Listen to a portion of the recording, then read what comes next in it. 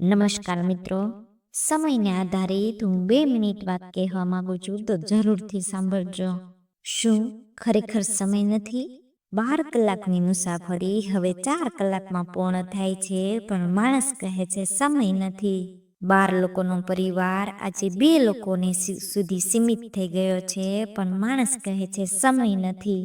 4 અઠવાડિયા લાગતો સંદેશ આજે 4 સેકન્ડમાં મળી જાય છે, પણ માણસ કહે છે સમય નથી. દૂરના માણસનો ચહેરો ક્યારેક વર્ષો પછી જ જોઈ શકતો આજે સેકન્ડોમાં દેખાય છે, પણ માણસ કહે છે સમય નથી. ઘરમાં ઉપર નીચે જવામાં જે મહેનત લાગતી હતી તે આજે લિફ્ટથી પળોમાં પૂરી થઈ જાય છે, પણ માણસ કહે છે સમય નથી. એક હાથમાં હેન્ડલ અને બીજા હાથમાં મોબાઈલ લઈને સ્કૂટર ચલાવે છે, કારણ કે રોકાઈને વાત કરવા માટે સમય નથી. ટ્રાફિક જામમાં નિયમો તોડી ત્રીજો લેન બનાવે છે, કારણ કે સમય નથી. પુસ્તકો વાંચવાનો સમય નથી. માતા પિતાને ફોન કરવાનો સમય નથી. પ્રકૃતિનો આનંદ માણવાનો સમય નથી. પરંતુ IPL માટે સમય છે, નેટફ્લિક્સ માટે સમય છે, નિર્થક રીલ્સ માટે સમય છે, રાજકારણની ચર્ચા માટે સમય છે, પણ પોતાના માટે સમય નથી.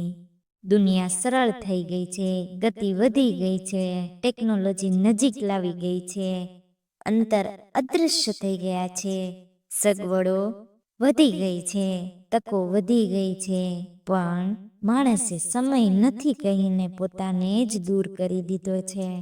પોતાને સમજવા માટે, સંબંધો માટે, હસવા માટે, શાંતિ માટે સમય નથી. અને પછી એક દિવસ સમય પસાર થઈ જાય છે અને છેલ્લી ક્ષણે ખ્યાલ આવે છે કે સમય તો હતો, પણ હું જીવવાનું ભૂલી ગયો. તો દોસ્તો, આજે જ નક્કી કરી લ્યો કે થોડો સમય પોતાના માટે રાખો, થોડો સમય સંબંધો માટે રાખો, થોડો સમય મન માટે, શાંતિ માટે, જીવનના સાર માટે, જીવવા માટે રાખો. કોઈ સમય ક્યારેય સાચો નથી હોતો. આ બધું તો ફક્ત એક આદત બની ગયું છે, અને હવે આ આદત બદલી નાખવાની જરૂર છે, કારણ કે સમય ક્યારેય નથી, તે તો બનાવવો પડે છે.